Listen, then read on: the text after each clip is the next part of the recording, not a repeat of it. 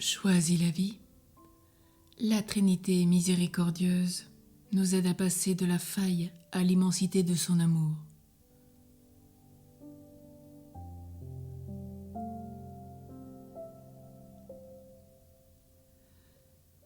Chacune de nos failles, chacune de nos blessures, chacune de nos faiblesses est une porte d'entrée, un passage pour plonger dans l'immensité de Dieu qui nous habite. Je vous invite à écouter le Choisis la vie d'hier sur la vulnérabilité acceptée. Aujourd'hui, nous vivons ce prolongement. Ma vie a été peut-être transpercée, mais c'est au travers de ces failles que passe la lumière de Dieu. Il n'y a aucune blessure de ma vie, aucune lézarde par laquelle Dieu ne puisse passer. Si je veux mettre en place des portes et des fenêtres à ma maison, il faut me ménager des ouvertures et ensuite faire appel au savoir-faire d'un charpentier. Dans ma maison intérieure, c'est le charpentier de Nazareth, Joseph, que j'appellerai. Il posera des fenêtres, des baies vitrées sur mes ouvertures, afin que je puisse accueillir le soleil de Dieu, soleil levant qui vient nous visiter, que nous chantons dans le Benedictus chaque matin. Et non pas pour que tout le monde me regarde, par ces baies vitrées, par ces grandes fenêtres. Mais Joseph les installera pour que la lumière passe à travers moi. Alors, au lieu de me reprocher de n'être pas parfait, de ressasser mes insuffisances, de me lamenter sur mes échecs, aujourd'hui, j'invite Joseph le charpentier à mettre des fenêtres à toutes mes brèches pour que la lumière de Jésus inonde ma vie et fasse du bien aux personnes que je vais rencontrer. Là où sont mes failles, là passe l'immensité de l'amour de Dieu. Puissions-nous encore le comprendre et vouloir le vivre? Et nous le comprenons bien que dans cette Trinité miséricordieuse, Dieu a mis l'homme au centre de sa vie.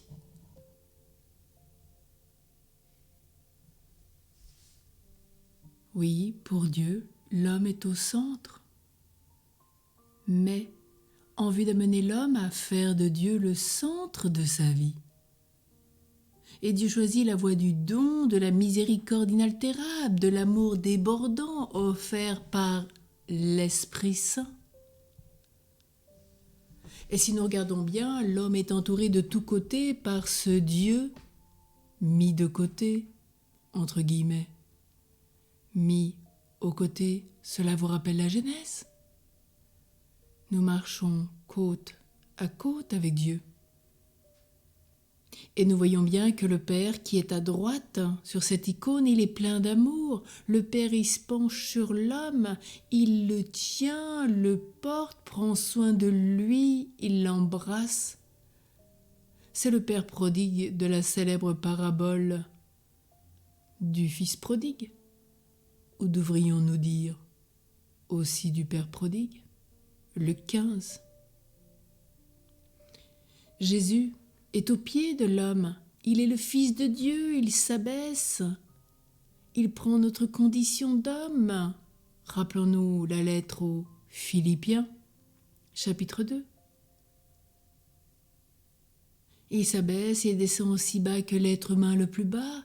Il saisit ses pieds, les couvre de baisers, les lave, pour accomplir à notre égard l'acte d'amour le plus grand. Il pose ce geste le plus humble qui soit. Je ne suis pas venu pour me faire servir, mais pour servir, nous a-t-il rappelé le jeudi saint à la Seine, Jean 13, pendant le lavement des pieds. L'Esprit Saint, en haut à gauche, Sous forme des fois représentée de colombe, il a déjà les ailes élevées. Représenté sous des flammes de feu, il fait éruption par le haut vers l'homme. Il veut le remplir en prendre possession, au bon sens du terme. Rappelons-nous Saint Séraphine de Sarov qui nous disait « La vraie grâce de l'être humain, c'est d'acquérir le Saint-Esprit ». Alors dans notre époque, l'homme veut qu'il soit au centre de tout. Attention, nous ne sommes pas les maîtres de l'univers, nous sommes au centre de la Sainte Trinité parce qu'elle nous a créés, aimés, visités, qu'elle veut notre bonheur, qu'elle veut que nous vivions avec lui. Et aujourd'hui, par notre orgueil, notre égoïsme, nous voulons être le centre du monde, le centre de tout. Non, c'est l'homme vulnérable, fragile, celui qui voit ses failles, qui est en vérité avec Dieu, qui est au centre de la Trinité. Car Dieu est le Créateur.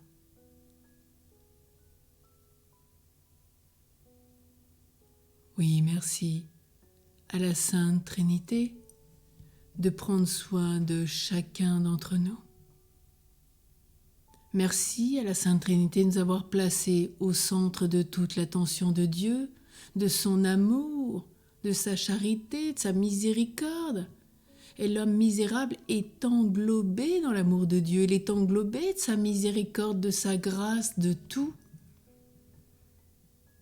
Et nous sommes au centre, si nous acceptons cette vulnérabilité, de nous reconnaître en tant que créatures face au Créateur. Si nous acceptons cette grâce,